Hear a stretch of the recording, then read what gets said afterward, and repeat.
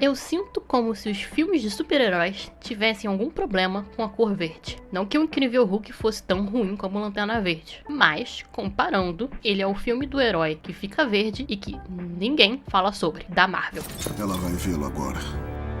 Por falar nisso, esse é um filme que faz parte do canon do MCU. Assim, pelo que eu vi nesse filme e pelo que eu vi nos outros filmes que assisti até o momento, a minha resposta é sim, sem contar que ele está nas listas do MCU que fazem por aí, o que torna um filme bem bizarro, porque ninguém lembra dele. Nem quando a gente fala dos piores filmes do MCU, a gente lembra dele. Quando se fala de filmes, abre aspas, esquecíveis, a gente fala de Thor e de Homem-Formiga, o que é um paradoxo, porque a gente lembra desses filmes por conta deles serem filmes esquecíveis. Mas enquanto o verdadeiro filme esquecido, que é esquecido de propósito, é o filme do Hulk. O que quer que tenha ouvido sobre mim não é verdade. Enfim, o Incrível Hulk foi lançado um mês depois do Homem de Ferro, em junho de 2008, o que indica que eles devem ter sido produzidos mais ou menos no mesmo tempo. Onde eu sinto que ele, apesar de ter um orçamento maior, sofreu com essa produção paralela, visto que ele foi um teste, assim como o Homem de Ferro, mas que não deu certo. Então, ele não teve a influência tão forte do Tony Stark na sua concepção. Porque, apesar deles tentarem fazer uma comédia aqui ou ali, é um filme muito sofrência e com um personagem sem o menor carisma. Eu não sei ao certo o que aconteceu dentro da produção, mas a melhor decisão que eles tomaram foi trocar o Edward Norton pelo Mark Ruffalo. Porque o Bruce Banner não precisa ser o cara sarcástico como o Tony Stark. Capitão América, por exemplo, é o oposto do Tony, mas ambos têm carisma. E essa é a falta principal do Edward Norton e do filme do Hulk como um todo. Eu, num tubo de metal, debaixo da terra, com centenas de pessoas na cidade mais violenta do mundo? Tem razão. Vamos de táxi. Tá.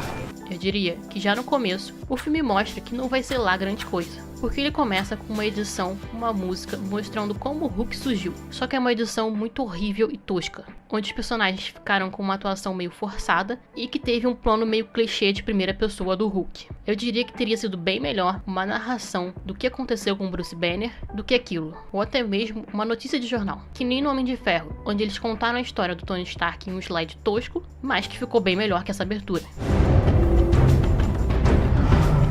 Mas passada essa abertura tosca, o filme começa no Brasil, mais especificamente na favela da Rocinha, visto que o Bruce Banner, depois do acidente, fica fugindo pelo mundo, o que é relembrado no Primeiros Vingadores.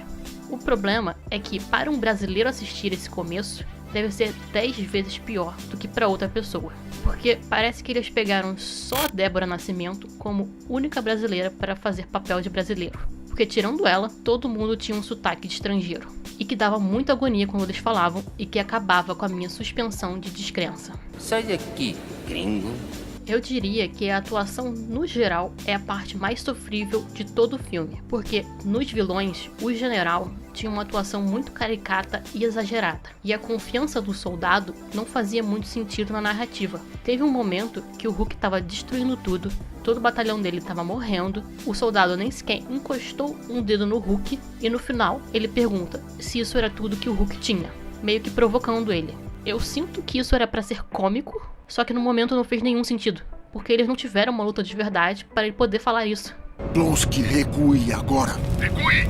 Assim como no primeiro Homem de Ferro, no Hulk, a trilha sonora também prejudicou um pouco o filme, no sentido de tentar forçar uma emoção. O exemplo mais latente foi quando o Bruce estava tentando voltar para os Estados Unidos, estando no México, sem roupa e perdido.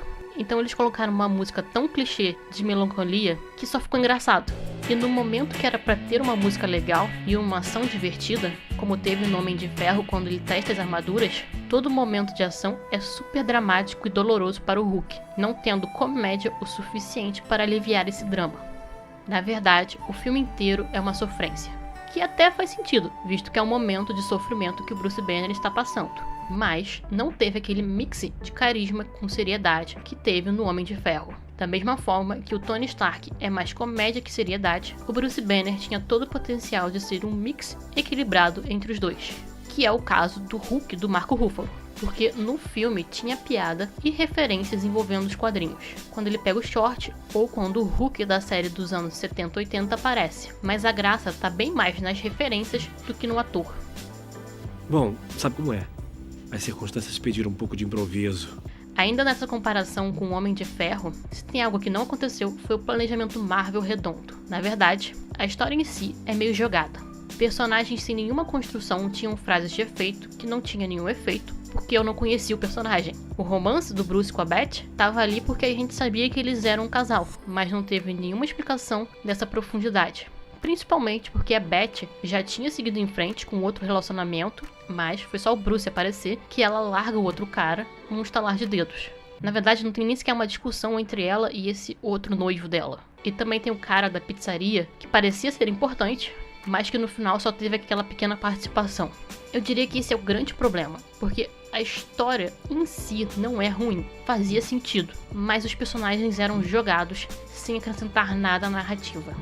E eu nem vou falar da representação clichê que a Beth exerce. No Homem de Ferro tem o problema da objetificação feminina, mas no filme do Hulk, as personagens femininas só estão ali para serem salvas. E olha que a Beth é uma cientista que poderia ter contribuído bem mais para o filme, do que ficar só como uma mulher que dá forças ao herói.